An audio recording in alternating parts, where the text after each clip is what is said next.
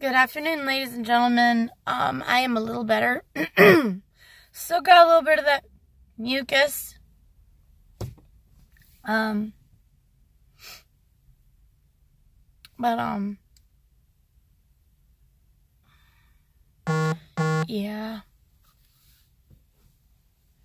My hair needs to dry, so I gotta take it down.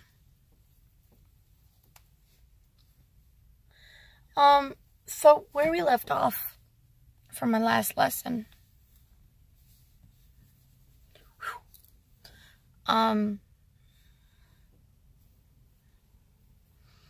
Was getting to know yourself.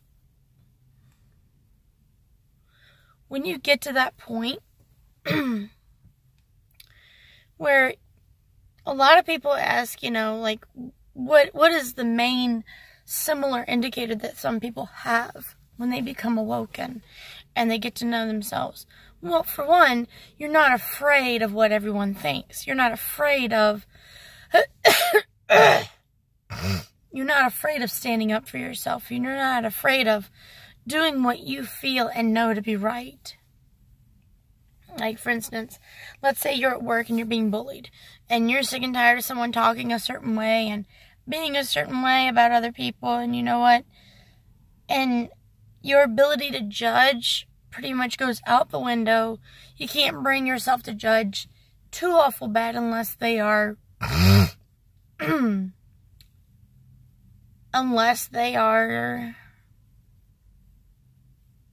well, honestly, unless they're a really downright nasty and horrible person. It's like a judging for the right reasons. But then again, there's some people that say they can't bring themselves to judge anyone. You also learn that doing all these necessary steps, you are able to meditate anywhere, anytime. You can tune out music and background noise. You just take your attention and just go inward with it.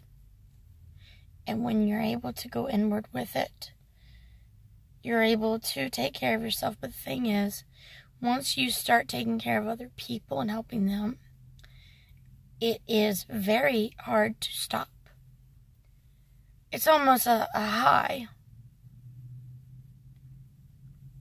You know? How do I put it?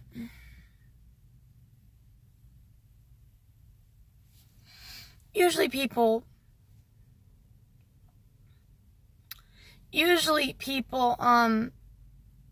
get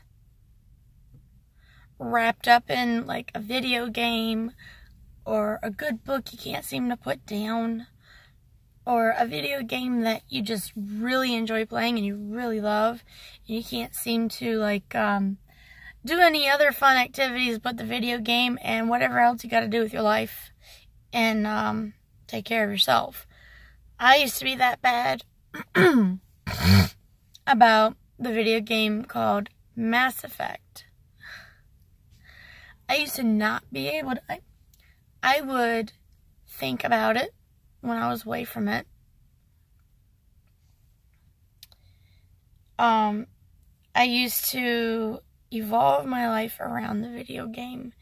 From Mass Effect 1, 2, and 3, I just couldn't seem to, I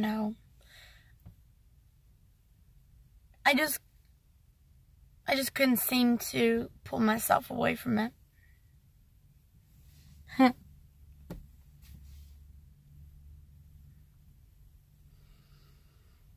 Helping other people is a lot like that feeling. That I have to do this and finish it. I have to see it through. I have to make all this right. I have to see it through. Like, you make it to a darn near obligation. But an enjoyable obligation nonetheless. You become kind of a hobbyist about it. But the thing is, you end up doing all that without expecting any kind of payment in return. Any kind of that. In fact, it's almost as if, well,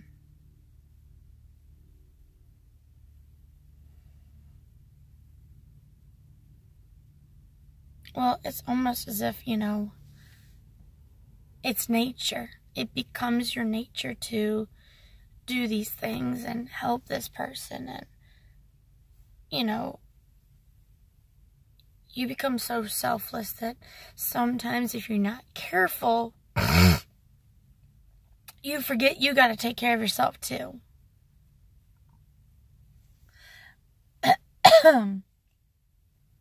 Ever since I was a young kid, I was always guilty of worrying myself sick. Worry is a mental and spiritual thing. Think about it. What are you worried about?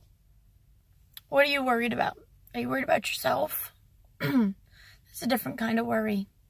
When you worry about other people, that's a different kind of worry.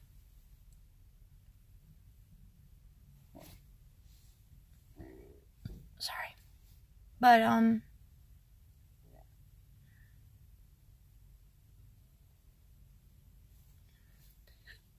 I'm trying my best to explain it. It's really hard for me to explain it.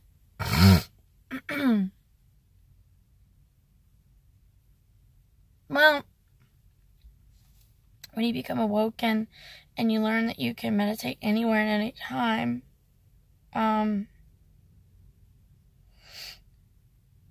it becomes second nature to you. It becomes a part of you and what you do.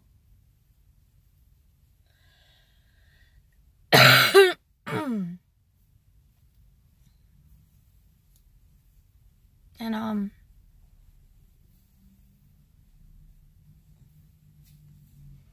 you know, it just, you learn, I mean, you start to find out who you truly are. What it takes to be yourself. Some people are like, oh, I am my true self when I drink. No, you're not. A lot of people think that, oh, I am my true self when I smoke weed. No, again, no. Does it let down a lot of blocks and barriers you normally would have every day? Yeah, it does. But you're never your true self if you have to use something else. At least that's what I believe. A lot of folks, have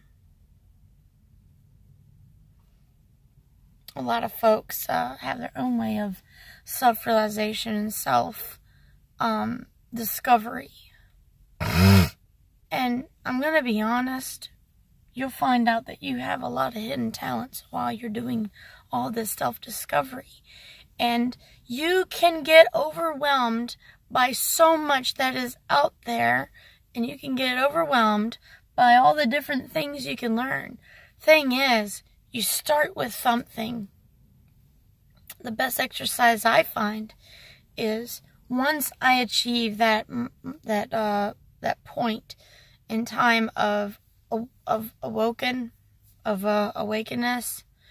and finding my true self. Once I reached that, I did a list of all the different things, and I found out what they're called. I write down the ability to ... and then proceed. Or you could do this, the ability to ... and do a list. Like, you know, it is, I mean, you're only limited to your imagination, and you're only limited to your own mind and spirit. You don't know what you're capable of until you take all those blocks out and you get rid of, unlearn everything that you were told to think and feel and all that. You basically unlearn and forget what everyone has said that you are and should be and need to be. And you just be. Just be yourself. Be you. Like, I have some weird quips where I can't stand. I know it's hypocritical, but I'm okay with people doing weed, and I'm okay with, like, ever so rarely, I will partake in that. But for quite some freaking time, I want to say for a handful of years or so, I never felt the need or the want or the urge to really even go for that. But when people say, oh, I smoke weed very rarely, or I smoke weed recreationally,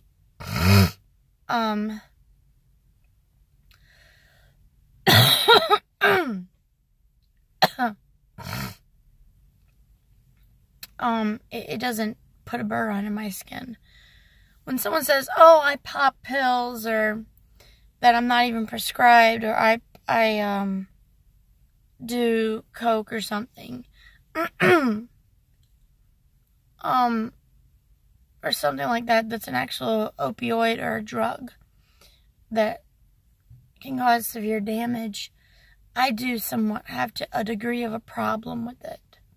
I know it's hypocritical to some people, like, weed is medicinal. Yes, weed is very much medicinal, especially CBD products. In fact, I have eaten CBD candy, and I treated it as a very cheaper way to treat my high anxiety. Like, if I'm so anxious to the point where I can't bring myself to eat, and it's happened when I used to work for Walmart, I got so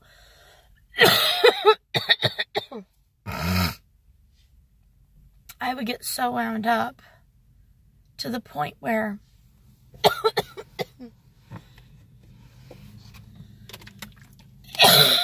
pardon me.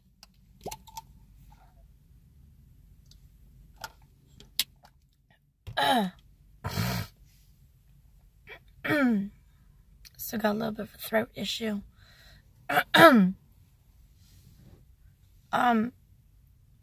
I used to get so anxious about work at Walmart to the point where I was picked on badly at I caught my last round of Walmart.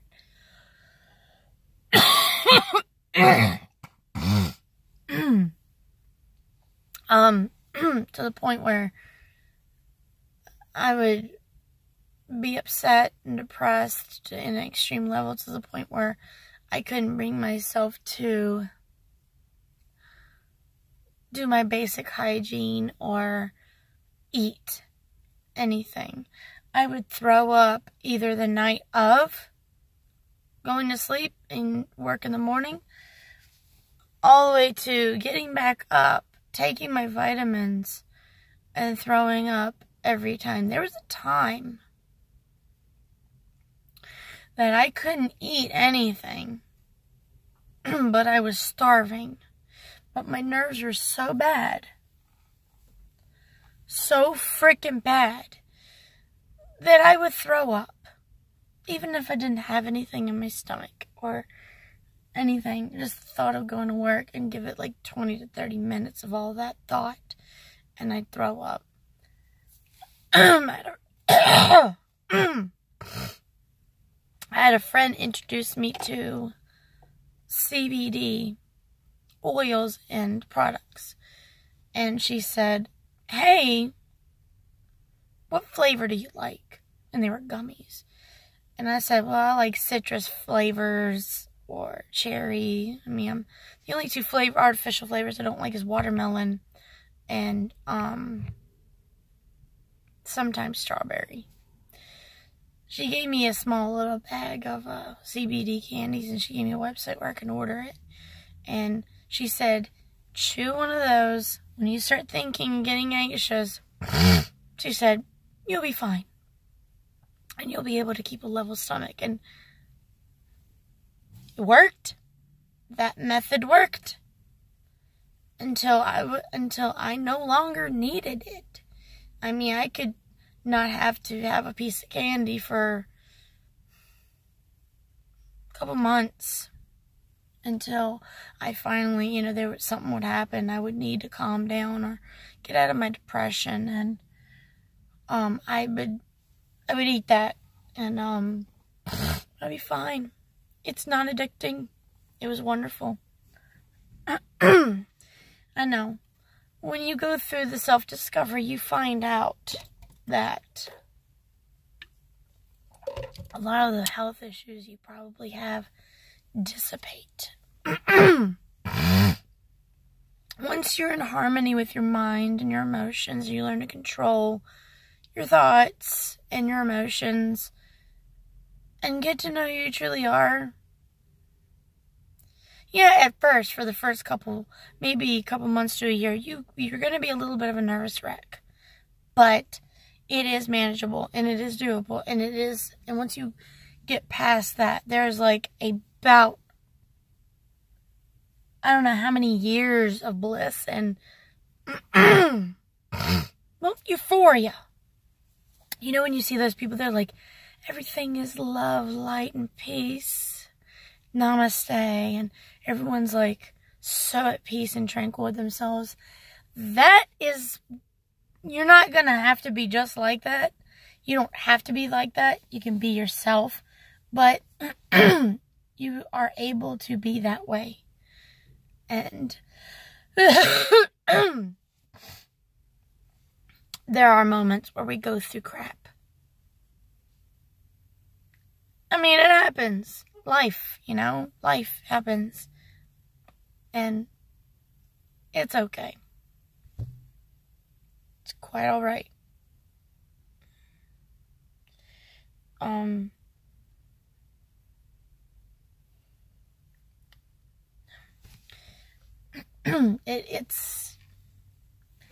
It's a way of feeling. It's a way of life. And then while you're in this process, you kind of, how do I put this? You can't really be so awful mad with people anymore. You can't bring yourself to be mad or hold grudges anymore. You kind of understand why people are jackasses. Because if you practice empathy, and this is also an important thing for your journey, is to learn empathy. Dare to feel what others feel, and dare to understand and go in their mind and see where they're coming from and why. Just why. When some people, when they're going through their self-discovery, they ask me, like, everyone is this way, and some people are like this, and some people are like that, but why? Why? Because they're not awoken yet. They're still sleeping. And you can try to wake everybody up. And this is something you're going to feel a little alone. But don't feel alone. You're never alone. There's many of people like you and me out there, trying to make a life, trying to find, we're here for a reason. And I know it's like an unspoken task that we're supposed to do in our life. Like, one person can be, I don't know, a catalyst for many people to help them with their paths. And so far, that is what my goal has been. It doesn't have to be just that one goal the whole time. You could be put here to make a difference in, let's say, animals' lives. You could be here to spread a message that Spirit wants conveyed. You could be here to help heal people. What you've gone through. If you've gone through some traumatic ordeal, your traumatic ordeal, and sharing that and showing people that it is possible to heal from and survive. You're not only a victim, but if you've gone through something and you are a victim of something, you're not a victim anymore. You're a survivor. You survived it. Every day you're surviving it. And if it takes every day for you to face it, you are a survivor. You are better than most people, because most people, they give up too easily. And those that are asleep, stay asleep until they go to sleep and they can't wake up. Ever. Because they can't live with whatever's going on they're going through.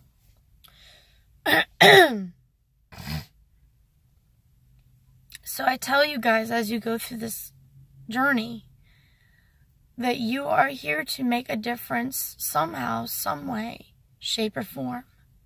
And you're not alone. It is hard to live alongside amongst the regular people. The people are asleep. Once you try to read them, you find out that there is potential inside them. And you can try to wake them up. But if they don't want to be woken up, or if they're not ready, just let it be. I'm friends with people that are still asleep, and they hear the words that I say, and they witness what I do.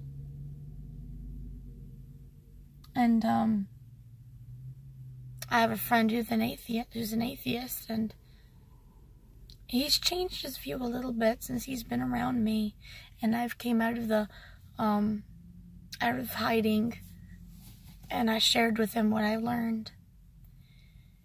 He may not believe. Well, actually, when he didn't believe, I would ask him, I'm like, I don't understand. I want to understand atheism. And he explained it. He said, you're the first person who's religious. And I said, no, I'm spiritual. There is a big difference. Religious means I am of one religion, and I do not branch it out. I'm always learning. I'm always finding new things. And that's the beauty of being awake and going through this journey, is you never have a moment where life is dull. You may have a dull day or so, but you're constantly learning something new and doing something different. Something is always different about the day. And once you realize the bigger picture amongst your life,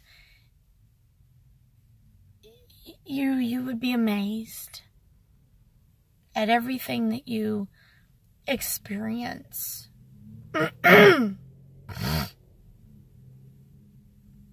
Every day, there's something beautiful about it. I can't tell you how many times I've had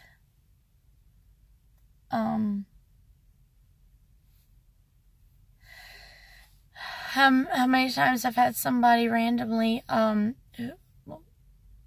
example, a nurse came through my day job, and she was like, I love, at the time I was wearing a jade ring.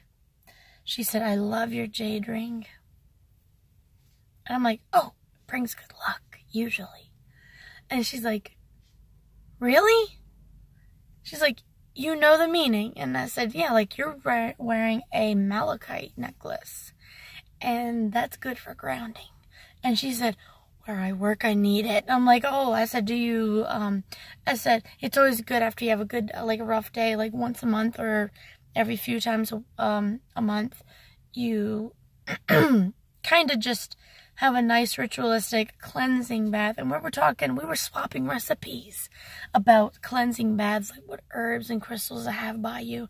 And she was just like, you're a spiritualist. I'm like, yeah, also an omniist. And then she was like, I'm so happy to meet another fellow open-minded person. And I'm just like, we're everywhere. We're just hiding. So, I mean, You're not alone. Everyone's got their own journey. And the only way you can share experiences is just share them. We all don't have to have the same experience. People are like, I'm trying to achieve this, what so-and-so has. And you probably could try, come close to it, but your life is your life. And good luck trying to have a life just like somebody else's, because it's never going to happen. Everything and everyone is different by every single little something that has had a hand, whether it's internal or external, to make you who you are right there in that very second. Once you realize how big everything is, you got to come back and you just focus on your life. Because when you start to see the bigger picture, it's like, whoa! Everything has a hand in something, including the leaves that are on the ground. They're not just laying there. They're actually decomposing and becoming enriched, enriching the soil. Like, the fact that I'm sitting here could, make someone think or feel a certain way. Just a sheer half-second look could make or break a person. A smile does something. And whenever you feel lost or overwhelmed, it's always good to go back to a mantra. Your thing. Mine is, be the change you wish to see in the world. That's mine. That's mine. So, yeah. I just be the change I wish to see in the world. Well, that's all I have time for, ladies and gentlemen. I hope that helps.